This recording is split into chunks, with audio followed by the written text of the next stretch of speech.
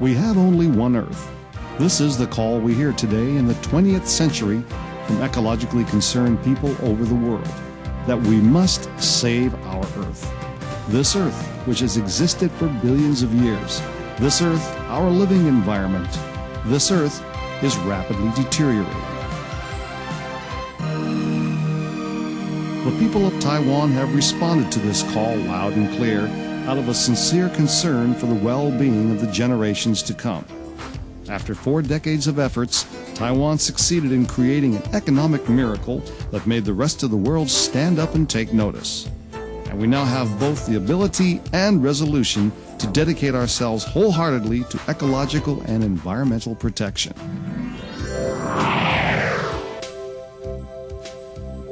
Starting in the 1970s, Taiwan began to invest a steadily increasing amount of capital and effort in legislation, enforcement, and education with the goal of achieving sustainable development in synchrony with the other countries of the world. 52% of Taiwan's 35,000 square kilometer land area is covered with forests.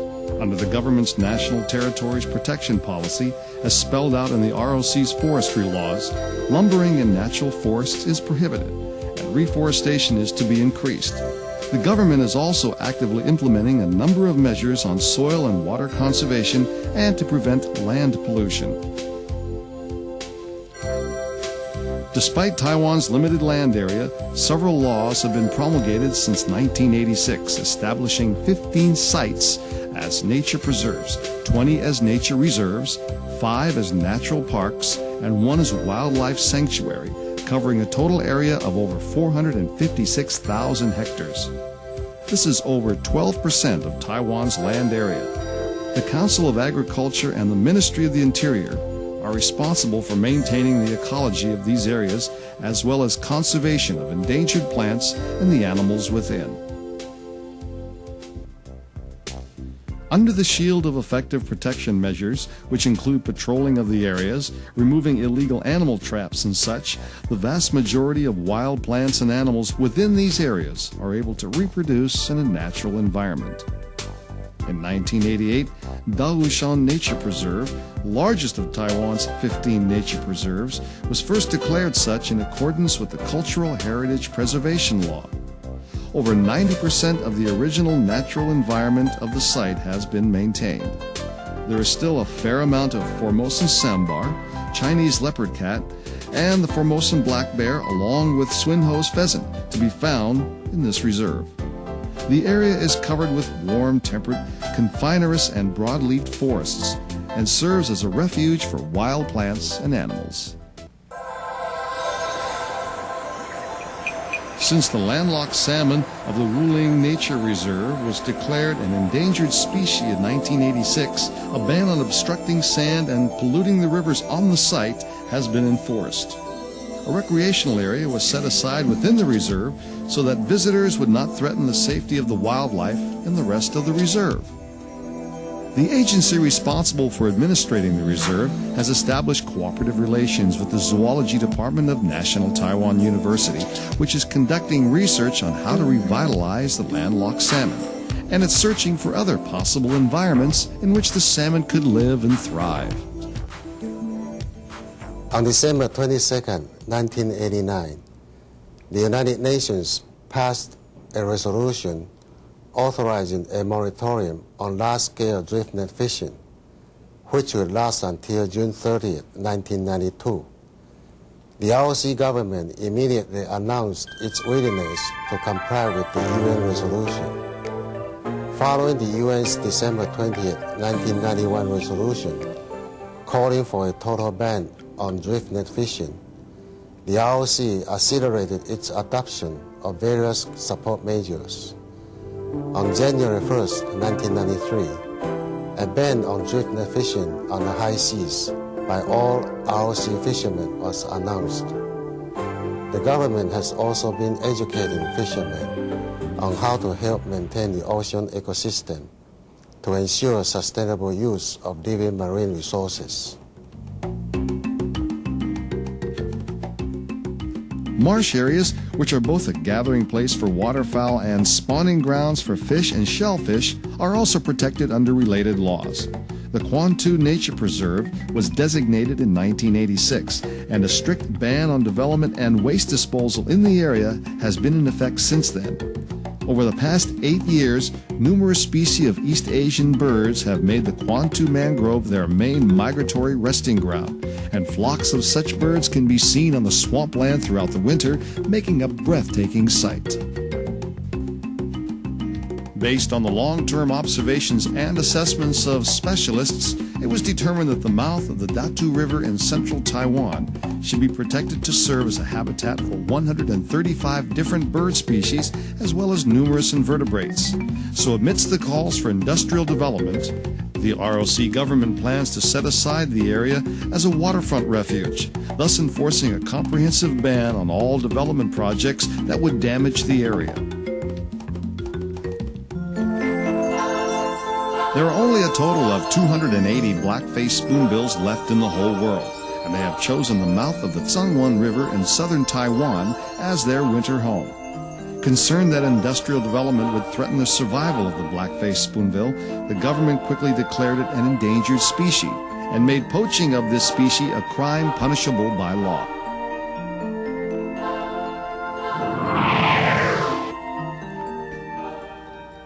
On February 28, 1992, crowds of reporters, government officials, and ordinary citizens gathered at Kaohsiung's Wanshousan Zoo to supervise the incineration of confiscated wildlife products. This was the fifth incineration of confiscated products made from protected plants and animals since the first such incineration took place on May 22, 1990. The ROC is the first Asian country to adopt this thoroughgoing measure. Both ROC customs and law enforcement agencies are on constant alert to crack down on smuggling of such products, and if discovered, they are immediately confiscated. Public incinerations are scheduled periodically as a warning that there are to be no exceptions to the rule. This severe approach prevents illegal products from entering the market and is a clear demonstration of the ROC government's resolve and determination to protect wildlife. In 1986, the Department of Health has banned the use of rhino horn or tiger bone in the commercial manufacturing pharmaceuticals. In November 1992, the Department of Health has further banned the use, dispensation, prescription, or sales of rhino horn in the market. The ROC government shows no lenience in cases of violation of wildlife conservation laws and it strictly oversees local governments in their enforcement of the law. Any violations are prosecuted immediately. Over the years, more than 140 such cases have been brought to court. Reward and punishment are both necessary methods of altering human behavior, and where there is punishment, there must also be rewards to teach correct behavior. Each year, the ROC government holds a public awards ceremony to honor those who have made significant contributions to ecological protection. Award recipients come from every sector of the society. Some awards go to institutions and groups, some to civic organizations, some to private companies, and some to individuals.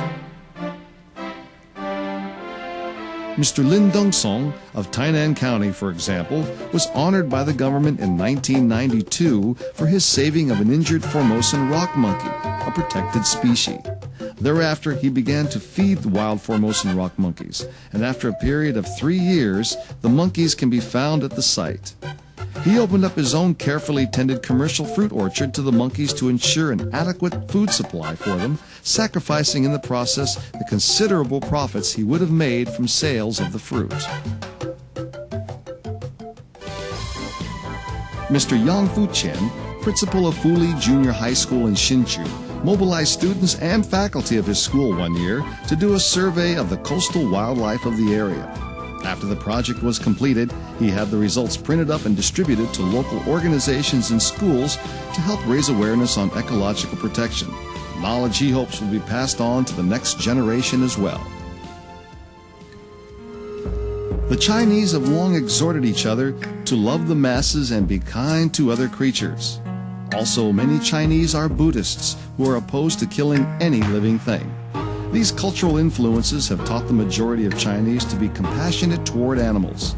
A minority of lawbreakers, however, poach or smuggle wild plants or animals for personal profit. Due to the high priority placed by law enforcement agencies on the apprehension of such offenders, the situation has improved considerably. With the constant rise in the overall education level and greater access to information, incidents such as tiger killings reported some time back no longer occur. The purposes of the nature conservation of the Republic of China, including to establish a management system and to maintain the stability of ecosystem and to ensure the reasonable and sustainable use of natural resources. We have a number of roles, including forestry, fishery, wildlife conservation, as well as slopland conservation law, etc. The more important for us is to enforce the law. Secondly, to crack down all illegal activity. And thirdly, we welcome the good opportunity to cooperate with the international community for global and regional conservation. Laws can act as a passive restraint against certain kinds of behavior, while education involves active participation and compliance. Taiwan has obtained some outstanding results in the area of wild animal and plant protection through educational efforts. On November 25, 1990, a large group of children celebrated the return of some orangutans to Indonesia in a ceremony filled with song and dance. Some of the orangutans had been confiscated by customs officials. Others had been purchased by sympathetic individuals in order to be able to send them back home.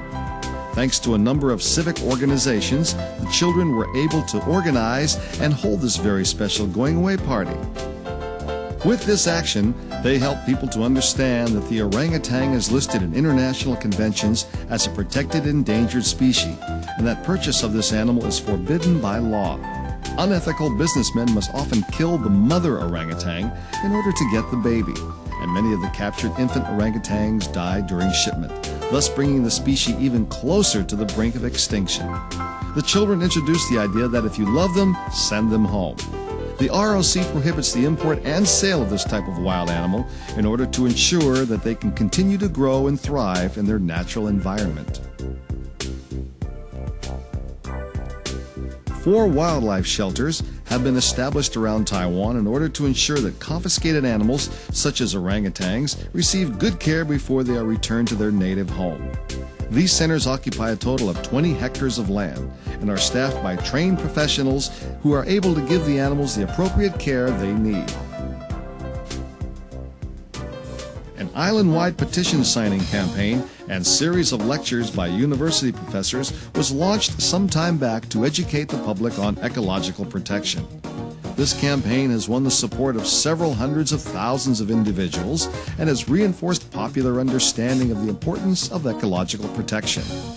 The program includes activities held at various times and places around Taiwan with such titles as Loving the Earth, Introduction to National Parks in Taiwan, and Bird Watching. At present, a special organization has been commissioned to survey and establish databases of wild plants and animals of Taiwan, in hopes that through cooperation with other countries, we can all share in the fruits of genetic research and conduct technology transfers. We are also actively participating in the promotion of international environmental protection activities and have invited experts from various countries to Taiwan to provide technical guidance. This involvement was exemplified in a conference on the conservation of endangered animals held in Taipei on April 19th and 20th of 1993. Although the ROC made a relatively late start in promoting ecological conservation, it has made up for the lost time by generous support and by the noticeable results it has achieved. The world should accord these efforts due acknowledgement. It is also our hope that all countries of the world will join forces and work towards protection of the ecosystems of the world. One way is to support the ROC's inclusion in all related international organizations and conventions.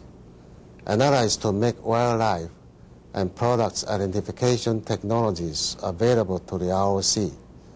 Such cooperative efforts will ensure a closer international working relationship and sustainable global development.